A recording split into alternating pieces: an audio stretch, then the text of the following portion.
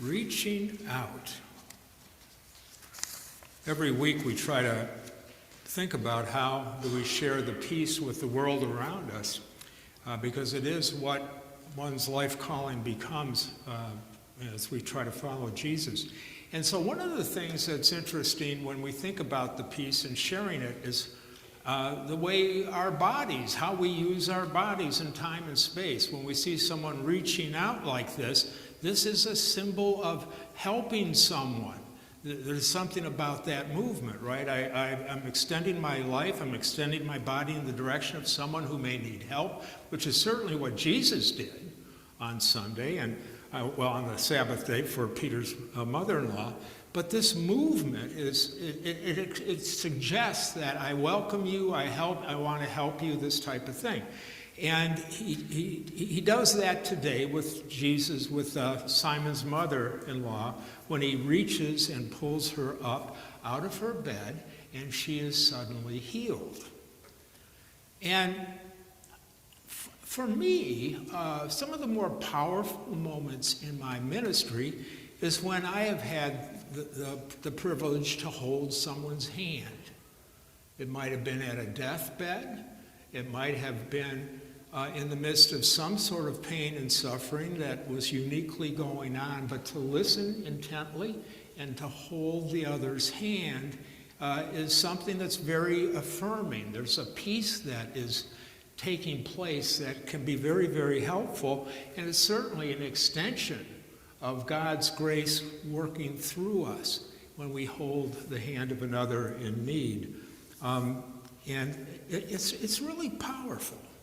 I've heard similar stories from our Pathways volunteers who visit those who are in the nursing home and struggle with a variety of things. And I've heard stories of volunteers doing the same thing, holding the hand of someone who needs that at that point in time. And I'm sure all of us here have those stories in our own lives where we've experienced reaching out or being reached out and holding someone's hand who was troubled or hurting.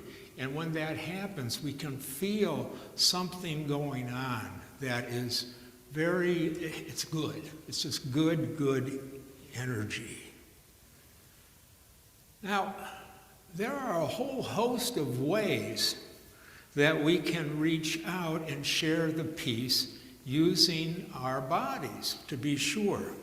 We can use them certainly with our hands, reaching out, holding a person's hands with our ears, to listen intently to someone who is hurting or wants to share their story, to actually listen and to take that in. The gift of listening is powerful because many people do not feel like they're heard. Many people don't feel like they're listened to. Many people don't feel that, and at some point, they even just shut down because nobody's really listening.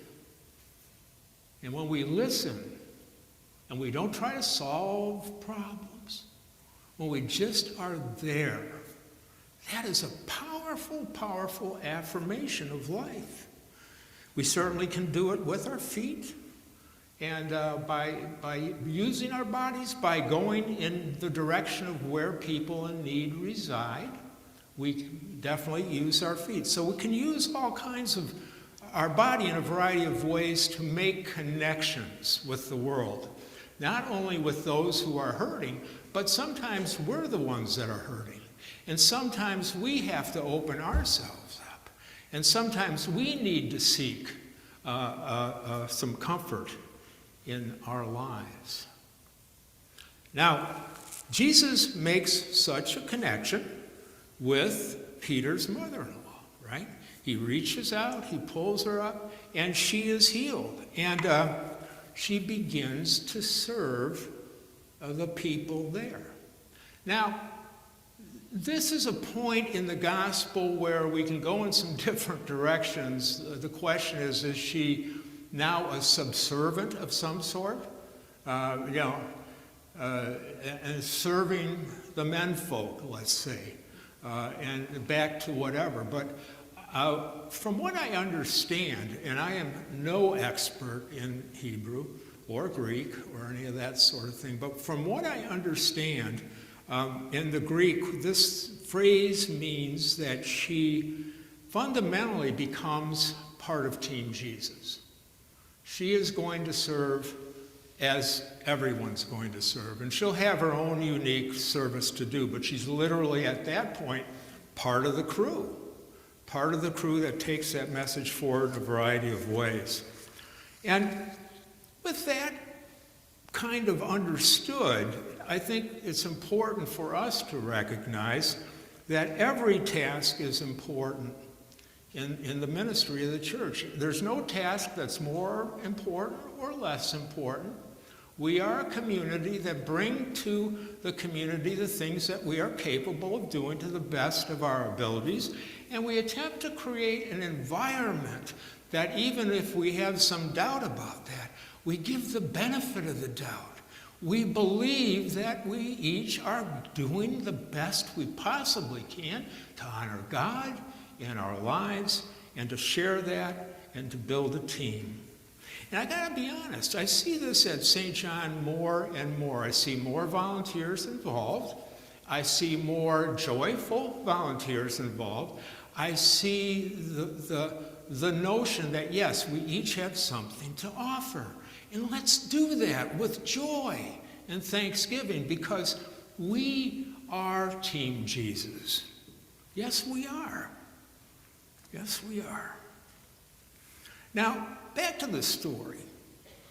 Of course, last week Jesus was preaching at the synagogue and drew out a demon and this type of thing. He goes out of the synagogue across the street to Peter's home and Andrew's home.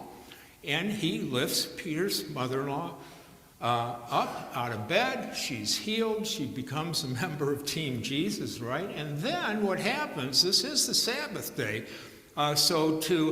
after that, everybody kind of chills out until evening. Because when evening comes, the Sabbath is over, right? So now it's a little more freewheeling to do healing and all kinds of other stuff. And so the Sabbath day is over. Lots of people in the town come to the home and they want to see Jesus. And Jesus talks to people, he heals people, all kinds of stuff going on, lots of things going on. And again, Capernaum is a pretty good sized town, 1,500 people, lots of stuff going on. Jesus is enjoying a measure of popularity, which is a good thing. And then, at the end of the day, goes to bed, goes to sleep. But then, early in the morning, Jesus gets up, wanders out of the dwelling he's in, and begins to pray in a deserted place. The disciples, early into his ministry now, everything's pretty new. The disciples get up, they wonder, where is Jesus? They're starting to wander around. People are already coming back to the home. The village is starting to wake up and want to see Jesus some more. They find Jesus, and as the ministry unfolds, they're going to get used to this. This is a pattern. Jesus will wander off for a while and do what he does. And they tell Jesus, they say, people are looking for you. And this is where Jesus starts to make a turn. The disciples probably are thinking, this is a pretty good place to do ministry. Everybody likes us. There's a lot of stuff going on. We've had a little success. Maybe they're already thinking, hey, we can just camp out right here, do our ministry, and be done with it. It's certainly a big enough town to serve. But Jesus says we have to leave. That's not what I came here to do. I came here to teach and preach and heal throughout the country. And so they begin to understand it's not about being comfortable. It's not about setting up a shop and this is what we do. It's about getting out and moving throughout the country to share this peace. And so his response is a teaching moment, to be sure, for the disciples. If they hadn't fully understood it yet, they now get it. They're really going to be on the road. This is the nature of this ministry. And it's also, I think a teaching moment for us as well. Not that we are going to be traveling all over the world, but one of the things is that we can sometimes seek and create as much comfort as we can within the church community and focus more and more inwardly on the acts of ministry that take place. How do we perfect it? How do we do this? How do we do that?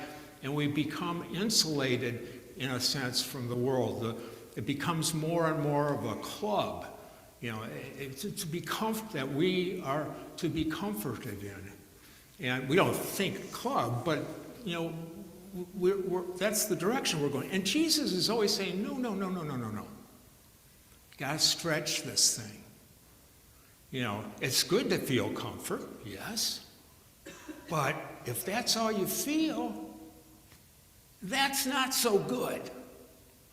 Because the peace is tricky. It can be scary. And how do we take what we learn and fill each other up internally, but then how do we move out into time and space? Whether it's ministries that we've already created at St. John, or other ministries or organizations throughout the community, or simply using our own life and our relationships to be there for people.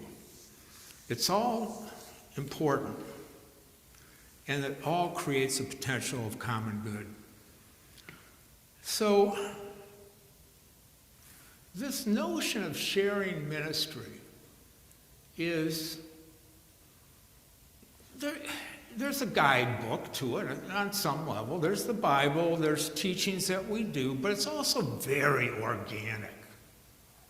This is 2024, my goodness. And we are here right now, blessed by the timeless Holy Spirit with this type of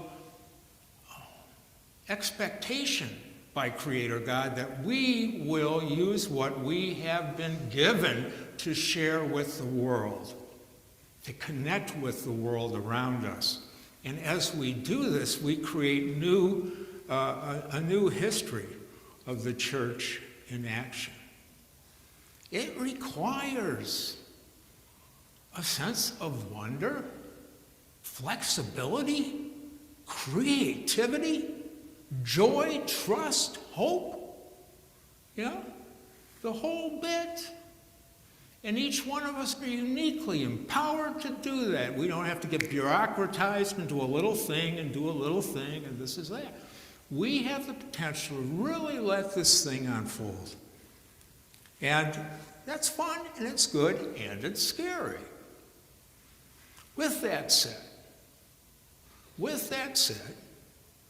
how do we move forward for this week? Very simply, how do we do that? What are my next steps? Who do I reach out to? What does that mean? Who in my life needs a contact that I think needs a contact?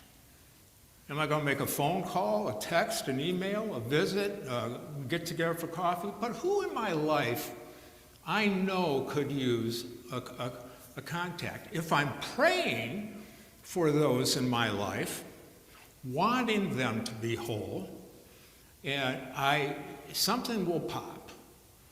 I really should give Ralph a call, or Margot a call, or whatever. And when that starts to pop, do it. Reach out and make that call.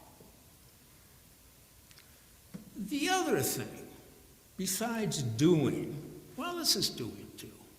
We all have troubles. We all have worries. Life isn't rosy 24/7 for any of us. And it's useful, I think, to be aware of that. As painful as it can be, a life of that type of introspection is profoundly useful. in moving forward. And if we're feeling the need to connect with someone, and we think about the people in our lives that we trust, who will be there to listen and not judge, give that person a call. If there's a need for it, don't be afraid to do it. Because the other thing, and we've all experienced it, it's such an honor, really, when someone calls you asking for a little bit of help. You think that much of me. That's a good thing. That's a good thing. So, in short, there's all kinds of ways we can reach out to experience God's love. And it starts with a vision, with a hope, and with a plan. It starts with prayer. It starts with worship. But in the end, don't forget to reach out. Amen.